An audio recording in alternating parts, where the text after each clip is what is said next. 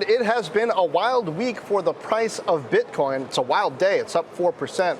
It's fallen more than 15% this week on fears of tightening regulation. And joining us now at Post 9 is Jeffrey Robinson, author of the book BitCon, The Naked Truth About Bitcoin. You're a brave man in this era of people hot on Bitcoin to maintain your position. Welcome. The truth will always out. Listen, in the last 36 hours, some interesting things have happened in the Bitcoin world. Starting with the CEO of Visa, who when asked if they would go to Bitcoin said, no, it's a lousy payment system. Said that to John. Right. That's right. It's a lousy payment system.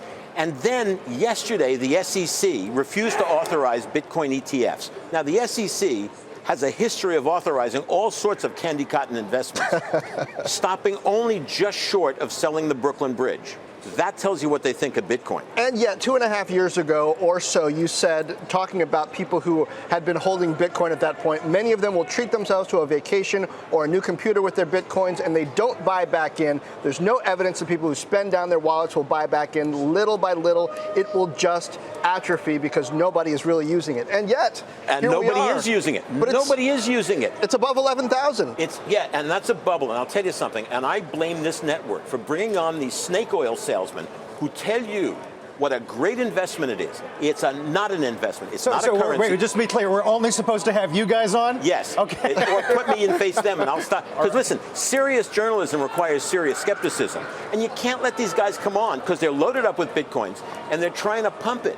You know, everybody who's interested in Bitcoin and these snake oil salesmen who come on and pump this stuff should Google, in quotes, the theory of greater fools, because that's what they're all about. There is no use for Bitcoin, and don't tell me the blockchain, because all the blockchain development is now being done without Bitcoin. Then the Satoshi blockchain is dead. It's a failed experiment. It's not a currency. It's not an asset value. It's not a it's not a medium of exchange. So what is it? It's a bubble. It's a gamble. It's not an investment. It's a loaded roulette wheel. Even the Visa CEO told John it could be considered a commodity, a speculative commodity. Well, yeah, and it's being, by the way, it's being taxed as a pretend commodity. So all the people who have been in and out of Bitcoin, come April 15th, have got a lot of explaining to do or money to pay in capital gains and capital losses to the IRS. This is not an investment. It's a loaded roulette wheel. You're better off in Vegas. The food is better. I will say we are seriously skeptical as well. That's why I asked the Visa CEO that question, which brought that response. And yet, people continue to trade in Bitcoin. They're fools. What should the government do with something like this that's technologically advanced, has a lot of backers, but is difficult to regulate? No, it's not there's nothing technology about Bitcoin. Bitcoin is a pretend currency. What should the government do? You can't legislate stupid. That's what the government should do, is tell people, as the SEC just did, this is a very questionable investment. You know, you go to Vegas, the house always wins. The little guy loses.